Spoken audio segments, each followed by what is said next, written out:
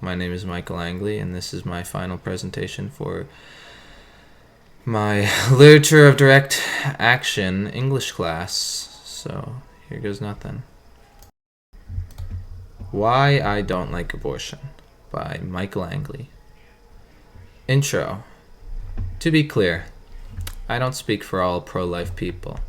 This is merely my opinions and hopefully either a new perspective or familiar one that can help you improve on your own beliefs, and a experience for me so that I may better express mine. I'm trying to spread awareness and explain to others a new perspective. For some context, my name is Michael, I'm 17, and the majority of my family and peers hold stereotypical left-wing views. One of these views is on abortion. Many of the men and women I know are pro-choice over pro-life. I have had many conversations with family members and peers on my beliefs about abortion, and it is no secret that I hold typical right-wing views. This is not meant to be a strong statistical case, but more of a logical argument about the morality of abortion. My belief. I believe that abortion is morally wrong because I feel that a fetus has enough value to be considered a human life, and thus abortion would be murder. The potential of a fetus to me is just as important to me, regardless of the being's consciousness or what stage it's in its development, meaning that I believe life starts at conception. The only exception that I can see would be just if a mother would die giving birth to the child. I'll go into more specifics soon, but this is a basic overview of what I believe. Value of a fetus. Why does a human fetus have value at conception, you may be asking? Well, personally, I don't believe there is a reason why it shouldn't be that way. Many people tend to believe that consciousness is important to determine when a baby should or should not be aborted. Their argument relies on the fact that a conscious being would feel both emotional and physical pain in the face of its death. But if it lacks consciousness, then no harm, no foul. However, I believe this point is moot because I believe that it would be just to kill someone who is asleep or comatose and expected to recover under this belief, because if a being is spared the pain of death, then it is somehow not immoral. Some may point out that somehow the moral value of a being is not solely based on consciousness, but since a fetus has yet to be born or live, then it's somehow different for a person in a coma. However, even this still fails to convince me because of the simple fact that regardless of where you stand on the issue, killing a newborn baby who is just born would be immoral, and there is undoubtedly a consensus around that. However, everyone can see these two truths. A newborn baby has no experiences besides being born, and B, it is not fully conscious, seeing as all people cannot remember being born because their brains aren't developed enough to experience anything up until this point or remember the event. By this logic, that would mean it's completely just to kill a newborn baby, which is contradictory to most people's beliefs. My point is that I don't think that consciousness is a real important factor to whether or not a fetus has value. In the case of rape, this is generally how I find value in a fetus because I feel like I have yet to be exposed to a good reason why they shouldn't have value. I personally see a fetus as just as human as anyone else, the only difference being the stage of life they're in. And regardless of the stage, I still feel they hold value. However, this usually is not the hot topic of debate when it comes to abortion. While admittedly it's important to realize that one side sees value in a fetus and the other less so, the big moral argument usually comes up in cases of rape. I'd like to believe that most people wouldn't resort to abortion unless they deem it to be a dire case and absolutely necessary.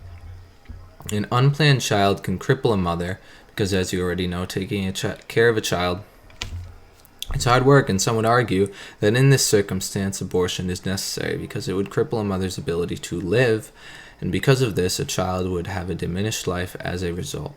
Some would even argue that any unplanned child is justification enough to have an abortion. However, I believe that not only is it improper to assume that that's the case, but how could one even put two people's lives on a scale like that and measure who deserves to live?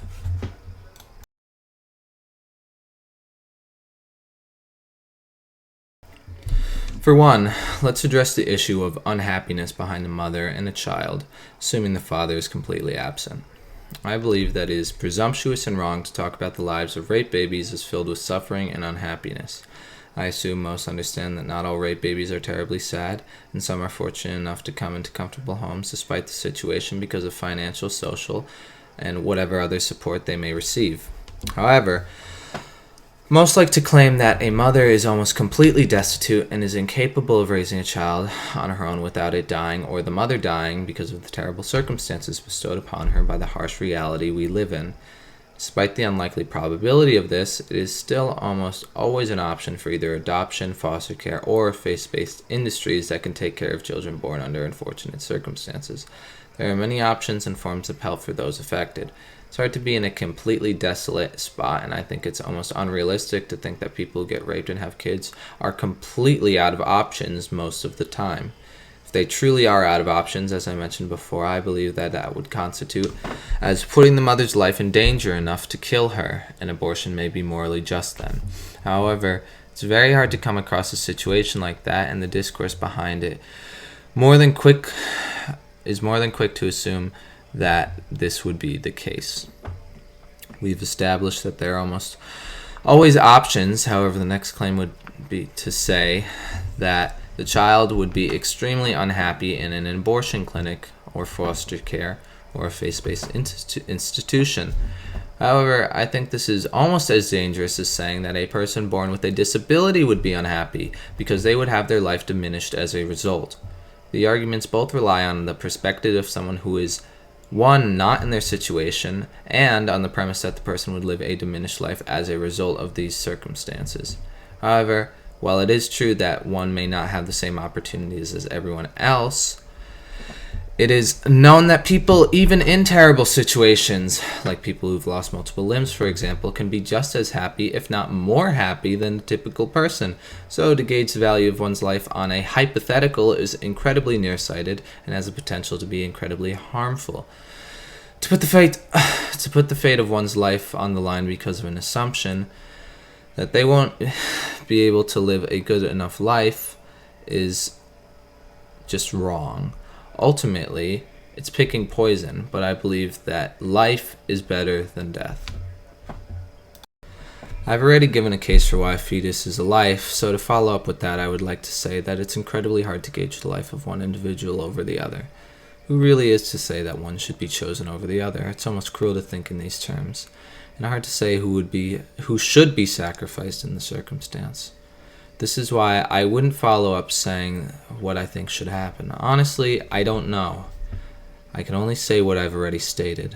But at a point like this, where it's gauging one's life over another, I honestly do believe that the life of the mother may triumph the life of a fetus, but only in the case of one being sacrificed over the other. Even now, writing and reading this sentence, it seems off to me that this should be the case. This has generally been an overview of what I believe, but even so, I struggle with this question.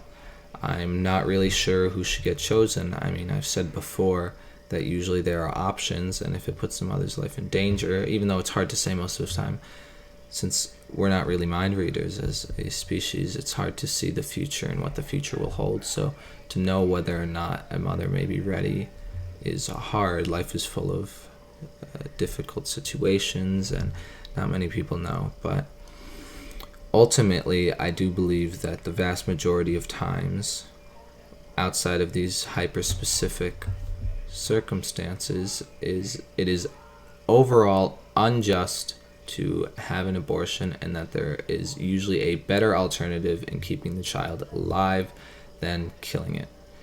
My name is Michael Angley, and this is my final project for Literature of Direct Action.